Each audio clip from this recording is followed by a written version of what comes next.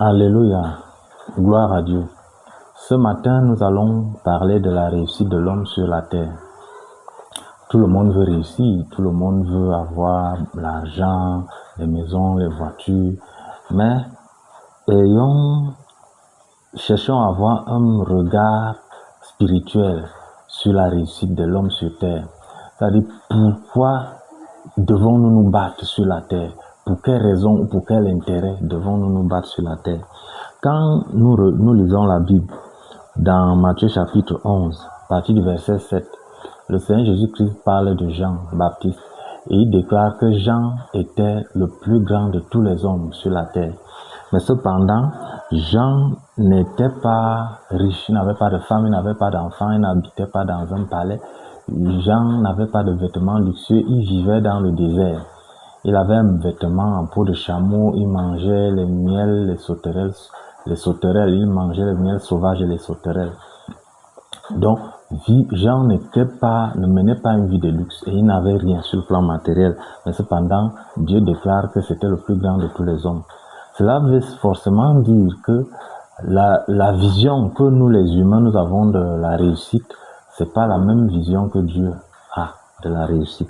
Parce que pour les humains, réussir, c'est sur le plan socio-professionnel, c'est ça la réussite. C'est-à-dire avoir des grands postes, être directeur, être PDG, avoir beaucoup d'argent, beaucoup de femmes, les maisons, être gouverneur, être roi, être président.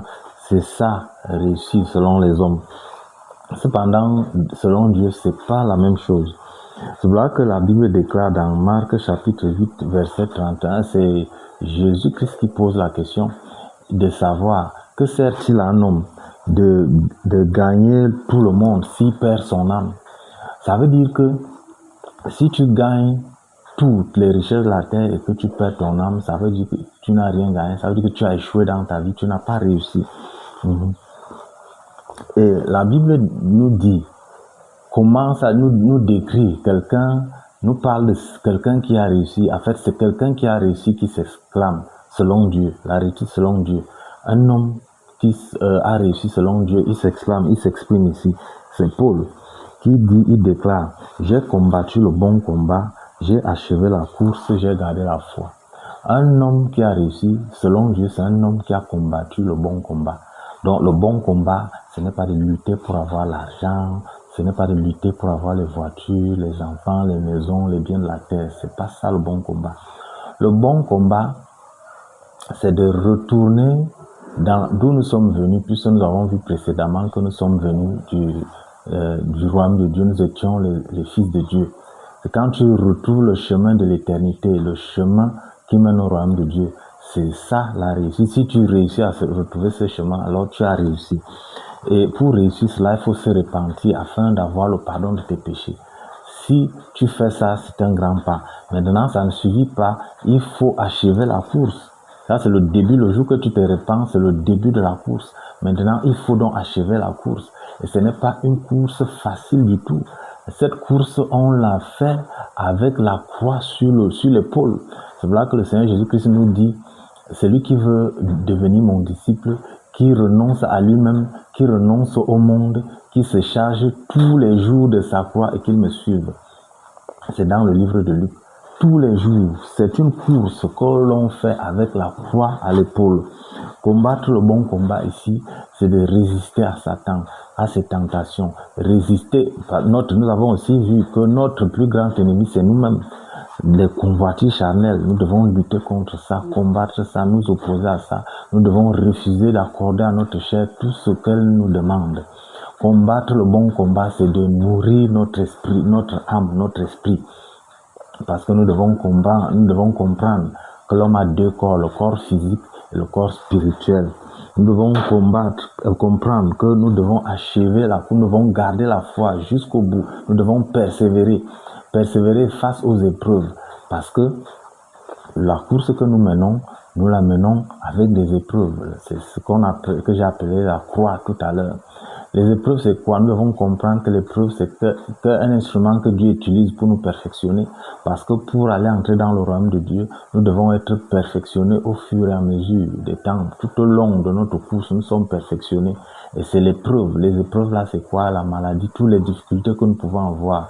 Nos ennemis, les gens qui ne nous aiment pas, il y a résister à Satan et à ses tentations, à ses propositions, crucifier notre chair avec ses passions et ses désirs. C'est ça ce combat, c'est ça ces épreuves. Les gens pensent que habituellement, ou bien dans le monde, les gens pensent que réussir dans la vie ou réussir dans ce monde, c'est de bâtir dans le monde, bâtir les maisons, construire les usines, construire ceci, bâtir le monde.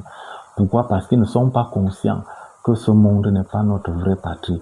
Le jour que tu prends conscience que ce monde, ce n'est pas ta vraie patrie et que ta vraie patrie, c'est dans le royaume de Dieu, c'est là-bas que tu vas construire. C'est là-bas que tu vas chercher à bâtir. Et qu'est-ce qui est bâti là-bas? C'est l'église de notre Seigneur, le corps de Christ qui est en train d'être bâti. Et nous avons vu précédemment que au fur et à mesure que les hommes sont convertis, les élus sont convertis, ils deviennent membres du corps de Christ. Donc, ils bâtissent l'église de Christ. C'est là-bas qu'il faut bâtir, c'est l'église de Christ qu'il faut bâtir. Les gens pensent que c'est ici, c'est l'autre. Les gens pensent que c'est le monde qu'il faut bâtir parce qu'ils ne sont pas conscients que c'est pas notre patrie. Ils pensent que c'est notre patrie. Ils pensent également que c'est notre corps qu'il faut nourrir parce que ils ne sont pas conscients que notre véritable corps, c'est pas le corps physique, c'est pas la chair. Notre véritable corps, c'est notre âme. C'est pour cela qu'ils ne pensent pas à nourrir l'âme. La Bible nous dit que l'âme, l'esprit se nourrit de toute parole qui sort de la bouche de Dieu. L'âme se nourrit de la parole de Dieu. Par contre, le corps physique se nourrit de tout ce que nous connaissons, les boissons, les nourritures et tous les désirs charnels. C'est de ça que se nourrit la chair. Et nous sommes concentrés généralement à nourrir la chair. Nous ne pensons pas à nourrir notre âme parce que nous ne sommes pas conscients que notre véritable corps, c'est notre âme. Et pourquoi nous ne sommes pas conscients de ces deux volets que je viens d'évoquer? Parce que nous avons été envoyés en prison. Nous avons dit que le corps physique, le corps dans lequel notre âme habite, c'est une prison. Notre âme a été emprisonnée dans ce corps. Le monde même dans lequel nous habitons, c'est une prison. Nous avons été emprisonnés dans ce monde.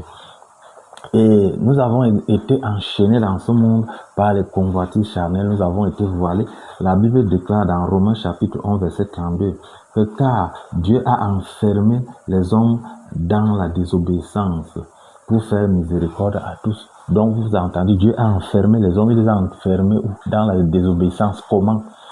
C'est dans la chair, en mettant l'âme dans notre corps, il l'a enfermé. Maintenant, les désirs charnels empêchent l'homme de se soumettre à Dieu et de suivre Dieu.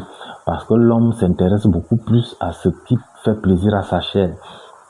Il nous a également enfermés dans le monde.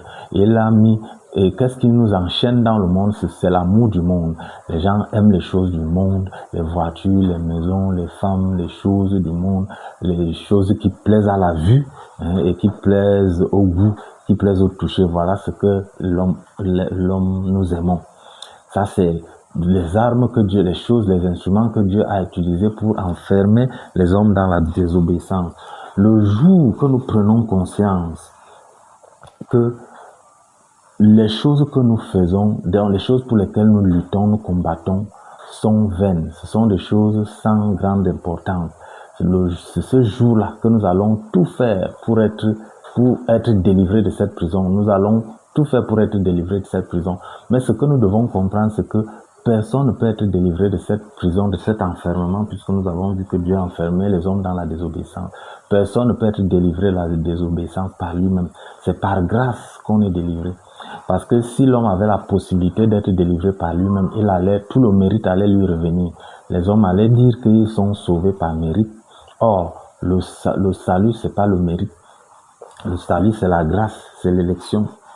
Donc, avec tout ce que nous venons d'écouter, nous comprenons donc Réussir dans la vie, ce n'est pas bâti dans ce monde. Ce n'est pas bien garder, bien nourrir son corps. Réussir dans la vie, c'est de sauver son âme. C'est pour ça que le Seigneur Jésus-Christ demande que sert-il à un homme de gagner tout le monde s'il perd son âme. Donc, réussir dans la vie, c'est sauver son âme. Donc, voilà ce que je voulais qu'on partage ce matin. Que Dieu vous bénisse. Amen.